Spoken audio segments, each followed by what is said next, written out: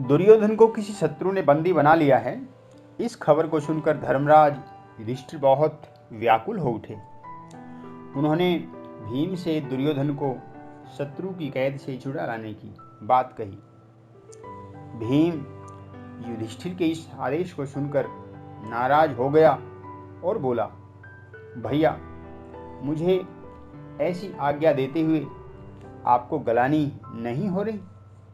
आप मुझे उस पापी को छुड़ा लाने की बात कर रहे हो जिसके कारण आज हम इस बुरी अवस्था में हैं। जिस अधम ने न्याय अन्याय नीति अनीति का विचार किए बिना हमें कहीं का नहीं छोड़ा, जिस पापात्मा दुर्योधन ने भरी सभा में अपनी भाभी द्रौपदी का अपमान किया है, उस नारकीय कीड़े के प्रति इतनी मोह ममता रखते हुए आपको गलानी तो होगी। भीम के कटु और रोष भरे वचनों को सुनकर युधिष्ठिर चुप हो गए और उन्होंने सिर नीचा कर लिया। अर्जुन को यह समझते देर न लगी कि युधिष्ठिर आंतरिक वेदना से व्याकुल है। अर्जुन बिना कुछ कहे अपना गांडीव धनुष उठाकर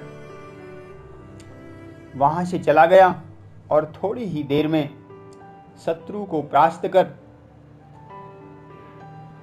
दुर्योधन को मुक्त करने की खबर युधिष्ठिर को सुनाई।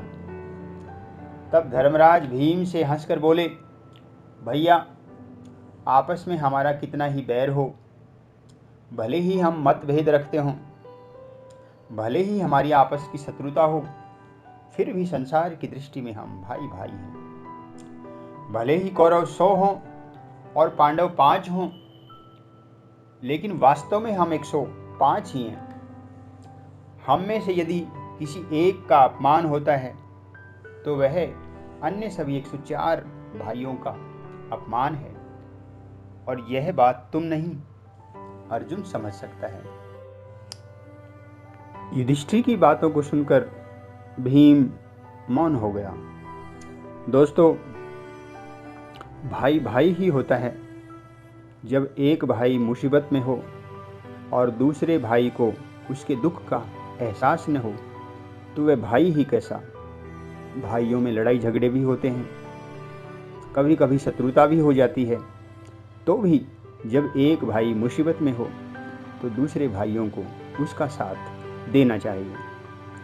दोस्तों, आज की कहानी आपको कैसी लगी कमेंट बॉक्स में लिखकर मुझे ज़रूर बताएं, और यदि कहानी आपको पसंद आई तो आप इसे लाइक करके शेयर ज़रूर कर दें, और यदि आप में से कोई चैनल पर नया है तो चैनल को सब्सक्राइब करके बेल बटन दबा दें, ताकि जब भी मैं कोई नई कहानी डालूं तो नोटिफिकेशन आप तक पहुंच जाए। दोस्तों, फिर एक बार नई कहानी के साथ आपसे मिलना होगा। तब तक के लिए नमस्कार, जय हिंद, जय भारत।